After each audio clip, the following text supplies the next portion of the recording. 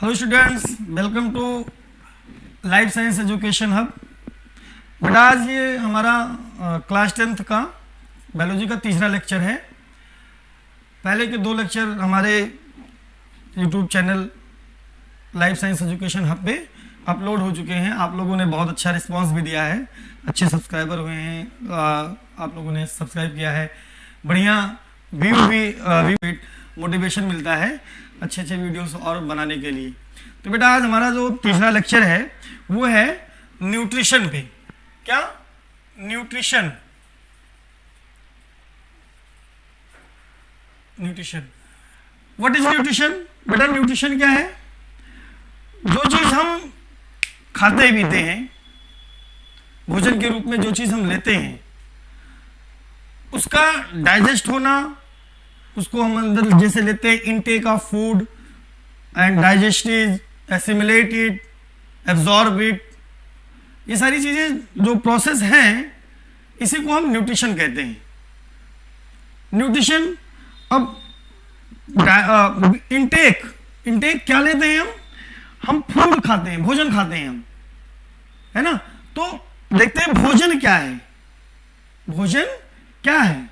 जो चीज हम अपने डेली लाइफ में डेली यूज करते हैं, दाल चावल रोटी सब्जी, यही भोजन है। अब हमारे भोजन में वेरियस टाइप के सब्सटेंस प्रेजेंट होते हैं। क्या? जैसे नाइट्रोजन हो गया, ऑक्सीजन हो गया, हाइड्रोजन हो गया, फास्फोरस हो गया, सल्फर हो गया, है ना, ETC, प्रोटीन हो गया, प्रोटीन, यही सारी चीजें क्या हैं? ये सब न्यूट्रिएंट्स हैं। भोजन में जो चीजें हमें मिल रहे हैं, जो मटेरियल, जो मिनरल्स मिल रहे हैं, वो क्या है? वो न्यूट्रिएंट्स हैं। न्यूट्रिशन क्या है? Nutrition is a process in which any organism obtain the food. Nutrition क्या है? न्यूट्रिशन एक ऐसा प्रोसेस है जिसमें कोई भी ऑर्गेनिज्म भोजन लेता है, लेने के बाद उसको डाइजेस्ट करता है, डाइजेस्ट करने के बाद उसको एब्जॉर्ब करता है, एब्जॉर्ब करने के बाद उसको एसिमिलेट करता है बेटा, और ये सारी चीजें मिलाकर के कहलाते हैं न्यूट्रिशन। न्यूट्रिशन अब बताता है न्यूट्रिएंट्स। न्यूट्रिशन हो गया, न्यूट्रिएंट हमने आपको बता दिया, nitrogen, oxygen, hydrogen, phosphorus, sulphur, protein, carbohydrates etcetera, ये सारी चीजें क्या है? न्यूट्रिएंट्स हैं। मीन्स भोजन में हमारे ऑर्गेनिक और इनऑर्गेनिक, ऑर्गेनिक एंड बेटा इनऑर्गेनिक, ये दोनों सब्सटेंस प्रेजेंट होते हैं। ऑर्गेनिक मींस कार्बनिक सब्सटेंस, जैसे मान लीजिए हो गया आपका ग्लूकोज। क्या हो गया? ग्लूकोज, ये आपका ऑर्गेनिक सब्सटेंस है। देखिए ऑर्गेनिक मतलब जिसमें, ऑर्गेनिक मतलब कार्बनिक, ऑर्गेनिक मींस कार्बनिक, ठीक है। तो कार्बन जिसमें पाया जाए, जिसमें कार्बन पाया जाए वो ऑर्गेनिक सब्सटेंस कहलाता है। जैसे ग्लूकोज हमने लिख दिया, देखिए ग्लूकोज में ये कार्बन पाया जा रहा है। इनऑर्गेनिक, ये nitrogen, oxygen, hydrogen, phosphorus, sulphur, ये सारी चीजें इनऑर्गेनिक हो गई बेटा। तो ये हमारे हो गए ऑर्गेनिक और इनऑर्गेनिक न्यूट्रिएंट्स। फूड हमने बताया कि फूड क्या होता है, जो चीज हम अपने खाने में यूज करते हैं उसको हम फूड कहते हैं। अब आता है बेटा इंपॉर्टेंस ऑफ फूड। क्या आता है? इंपॉर्टेंस ऑफ फूड आता है बेटा, हमें भोजन की क्या जरूरत है, भोजन हम क्यों लेते हैं। तो भोजन हमें जरूरत पड़ती है, किसके लिए? भोजन की जरूरत हमें किस लिए पड़ती है? Importance of food. क्या है बेटा? Importance of food. भोजन की क्या जरूरत है? हम भोजन लेते हैं तो भोजन से हमें क्या मिलता है? ठीक है बेटा, भोजन से हमें मिलता है, भोजन लेने की जरूरत क्या है हमें? क्या? फूड, पहला है food as source of energy. Food as source of बेटा एनर्जी। एनर्जी क्या है? देखिए जब हम भोजन करते हैं, जब हम भोजन करते हैं तो उससे हमें एनर्जी मिलती है। एनर्जी कब मिलती है? जब भोजन का ऑक्सीडेशन होता है। क्या होता है, जब भोजन का ऑक्सीडेशन होता है तो हमें भोजन से एनर्जी मिलती है। और एनर्जी हमें किस लिए जरूरत है, एनर्जी हमें हमारे वाइटल एक्टिविटीज के लिए जरूरी है।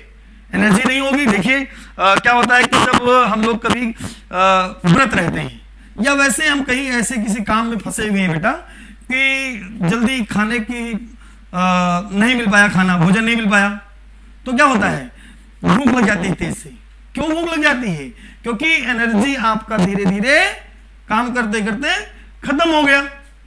अब एनर्जी कभी कभी इतना भी नहीं रह जाता है कि क्या होता है, कहते हैं भाई अगर कोई आपसे ज्यादा बात करने की कोशिश करता है तो आप कहते हैं भैया भूख लगी है, एनर्जी नहीं बचा है, काम नहीं किया जा रहा है, बस बोलिए, जैसा हम हैं वैसे रहने दीजिए चुपचाप, ठीक है।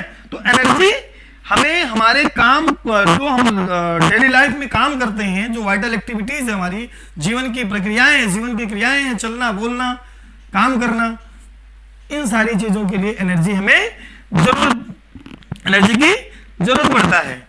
और क्या है, और फूड से क्या मिलता है हमें, food as source of formation of, क्या है, फूड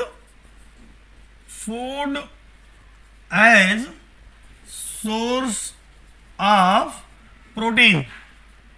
प्रोटीन बहुत इंपॉर्टेंट चीज है, प्रोटीन।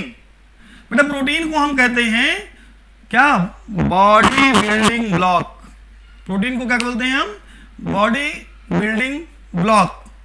देखिए जब कोई जिम वगैरह में जाता है ना, तो जिम में जाने से, जब जिम में जाते हैं तो जो जिम का संचालक होता है, जिम को चलाने वाला जो होता है, या जो जिनको बताने वाला होता है कि कैसे क्या करना है, एक्सपर्ट जो होता है, वो कहता है कि जिम आप कीजिए लेकिन जिम के साथ आप फूड सप्लीमेंट लीजिए।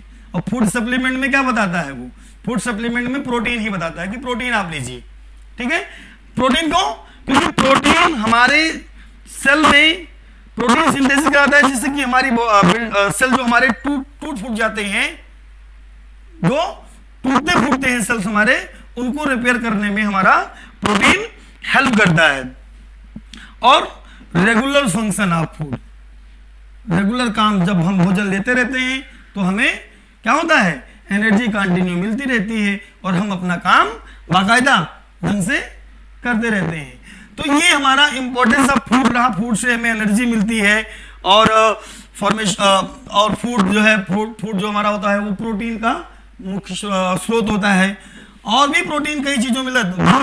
दूध को हम बेटा क्या बोलते हैं, दूध को भी हम फूड के रूप में लेते हैं, भोजन के रूप में करते हैं, लेकिन और है क्या, दूध को हम कंप्लीट डाइट बोलते हैं बेटा। क्या, मिल्क इज मिल्क जो हमारा है, milk is known as complete diet. क्या बेटा, कंप्लीट डाइट। फूड में जो हम दूध लेते हैं, दूध को हम कंप्लीट डाइट बोलते हैं। क्यों कंप्लीट डाइट बोलते हैं, क्योंकि मिल्क में वो सारे पोषक तत्व प्रेजेंट होते हैं बेटा जो हमें हमारे वाइटल एक्टिविटी के लिए, जो हमारे जीवन के लिए जरूरी होते हैं। अब ये ठीक है, milk is known as complete diet, but मैं यहां पे आपको बताऊंगा कि सारे पोषक तत्व तो पाए जाते हैं, सारे न्यूट्रिएंट मटेरियल तो दूध में पाए जाते हैं बेटा, लेकिन एक मटेरियल ऐसा है जो नहीं पाया जाता। क्या है वो है बेटा विटामिन सी। विटामिन सी नहीं पाया जाता बेटा दूध में। क्यों नहीं पाया जाता, क्योंकि विटामिन सी बेटा पाया जाता है खट्टे पदार्थों में। कहां पे, विटामिन सी पाया जाता है बेटा खट्टे पदार्थों में। अब अगर विटामिन सी दूध में पाया जाएगा तो दूध खराब हो जाएगा, दूध फट जाएगा, ठीक है। देखो हमारे घरों में क्या होती है, हमारी माएं क्या करती हैं, जब दूध को दही बनाना होता है तो उसमें से थोड़ा सा दही डाल देते हैं, दूध में थोड़ा सा दही डाल देते हैं। अगर दही नहीं मिला तो हल्का थोड़ा सा खटाई डाल दिए, है ना। तो खटाई डालने से क्या होता है, खटाई क्या, खट्टा है, एसिड है, तो वो जो है दूध को जमा देता है। ज्यादा अगर पड़ जाएगा तो खराब कर देगा। इसलिए मिल्क में विटामिन सी नहीं पाया जाता है, बाकी और सारे पोषक तत्व पाए जाते हैं बेटा। अब आता है बेटा mode of nutrition. Mode of nutrition,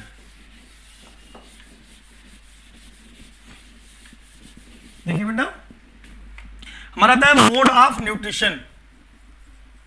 mode of nutrition, nutrition कितने तरह से होता है? न्यूट्रिशन कितने तरह से होता है बेटा? इसके बेस पर न्यूट्रिशन दो तरह से होता है। क्या? ऑटोट्रॉपिक न्यूट्रिशन होता है बेटा और हेटेरोट्रॉपिक न्यूट्रिशन होता है। क्या होता है? ऑटोट्रॉपिक न्यूट्रिशन होता है बेटा, ऑटोट्रॉपिक न्यूट्रिशन, और हेटेरोट्रॉपिक न्यूट्रिशन, हेटेरोट्रॉपिक न्यूट्रिशन बेटा। ये ऑटो का मतलब होता है बेटा सेल्फ, ऑटो मतलब सेल्फ, स्वयं, ऑटो मीन्स सेल्फ, और ट्रॉफ मीन्स न्यूट्रिशन, ट्रॉफ मीन्स न्यूट्रिशन यानी सेल्फ न्यूट्रिशन। तो सेल्फ न्यूट्रिशन का मतलब कि ऐसा न्यूट्रिशन जिसमें क्या हो, खुद ब खुद भोजन बनाया जाए, खुद ब खुद भोजन मिल जाए या बन जाए। तो क्या ऑटोट्रॉपिक न्यूट्रिशन हम लोग नहीं कर सकते। क्यों नहीं कर सकते? अभी आगे बताते हैं।